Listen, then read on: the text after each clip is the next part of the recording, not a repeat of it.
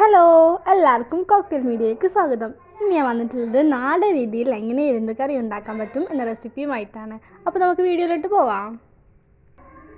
അപ്പോൾ ഞാൻ ആദ്യം തന്നെ നമ്മുടെ എരുന്ത് നന്നായിട്ടൊന്ന് കഴുകിയെടുത്തിട്ടുണ്ട്. ഞാൻ 1/2 കിലോ എരുന്താണ് എടുത്തിട്ടുള്ളത്. ഇനി അത് വേറൊരു പാത്രത്തിലേക്ക് മാറ്റാം.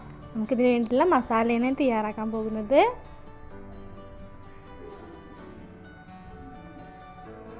ഒരു 2 ടീസ്പൂൺ മഞ്ഞൾപ്പൊടി നമുക്ക് ആഡ് ചെയ്ത് കൊടുക്കാം. അതുപോലെ തന്നെ 3 ടേബിൾ സ്പൂൺ മുളക് പൊടിയും കൂടി നമുക്ക് ആഡ് ചെയ്ത് കൊടുക്കാം. മുളക് പൊടിയൊക്കെ നമ്മുടെ എരിവിനനുസരിച്ച് ആഡ് ചെയ്ത് കൊടുത്താൽ മതി. പിന്നെ ആവശ്യത്തിന് ഉപ്പും കൂടി ഇട്ട് കൊടുക്കാം.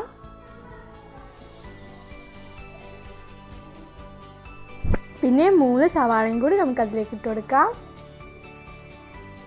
പിന്നെ കറിവേപ്പില, ഇഞ്ചി വെളുത്തുള്ളി പേസ്റ്റ്, 2 തക്കാളി, 4 പച്ചമുളക്, ഇതെല്ലാം കൂടി നമ്മുടെ മസാല റെഡിയായി വന്നിട്ടുണ്ട്.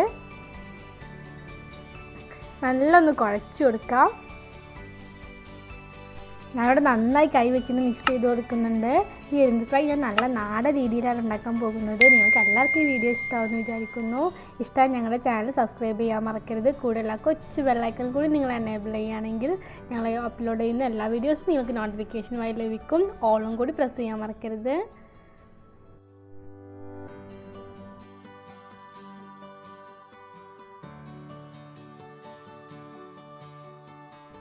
ഇനി ഒരു പാനിൽ നമ്മൾ വെളിച്ചെണ്ണ ചൂടാക്കിയിട്ട് അതിലേക്ക് നമ്മുടെ എരുന്ത് ചേർത്ത് കൊടുക്കാം.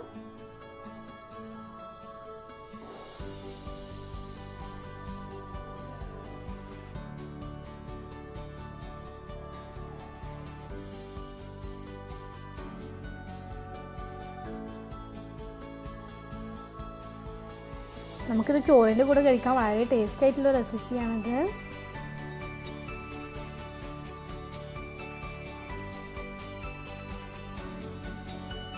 എല്ലാവർക്കും റെസിപ്പി നന്നായിട്ട് ഇഷ്ടമാവും. വളരെ ടേസ്റ്റിയാണ്. എല്ലാം ട്രൈ ചെയ്തിട്ട് നിങ്ങളുടെ ഫീഡ്ബാക്കൊക്കെ കമൻറ്റ് ചെയ്യുമെന്ന് വിചാരിക്കുന്നു. നമുക്കിനി ഈ എരുന്ത് മൊരിഞ്ഞ് വരുന്ന വരെ ഒന്ന് വേവിച്ചെടുക്കാം. ഏകദേശം ഒരു 15 മിനിറ്റ്സോളം നമുക്കിത് വേവിച്ചെടുക്കാം.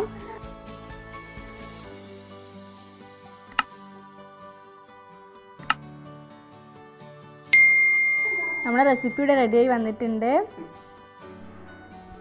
എല്ലാവരും ഇത് വീട്ടിൽ ട്രൈ ചെയ്യുമെന്ന് വിചാരിക്കുന്നു. ഇനി പുതിയ വീഡിയോ ആയിട്ട് വീണ്ടും കാണാം. Okay, bye bye, take care.